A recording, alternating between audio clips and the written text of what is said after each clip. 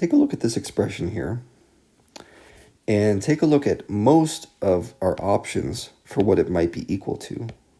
Notice how there's no square roots on the bottom of those things? That's a clue that we want to get rid of the square root that's on the bottom of this expression. The question is, how do we do that? And rather than talk about all the different ways some of these things are sneaky distractors, let's just go about finding the right answer. I want to get rid of the square root on the bottom.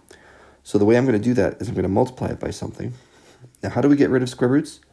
Multiply them by themselves. So if you multiply the denominator times the square root of a minus d, that's going to turn it into just a regular a minus d with no square root. But you can't just multiply the denominator by something. You have to multiply the numerator also by the exact same thing. Okay, this way we're multiplying this fraction that I'm circling right here. We're multiplying it by the value 1, which isn't going to change it at all. Okay, so let's go through this and do the problem. We're going to get the following. Square root of a plus d times the square root of a minus d over a minus d.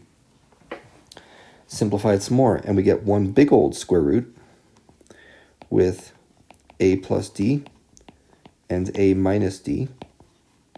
And on the bottom, we still have that a minus d. Now you should recognize a plus d, a minus d, this part in here. There's a difference of squares in there. So you could simplify this into the following.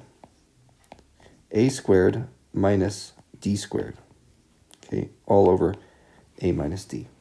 And that is our answer. Whoops, not there. No, not that one. Where is it? Right here. Okay, depending on which version of this problem you're looking at, and there's several, you're going to have to go through some procedure similar to this involving a difference of squares and knowing how to take care of radicals on the bottom so they are what we call rationalized.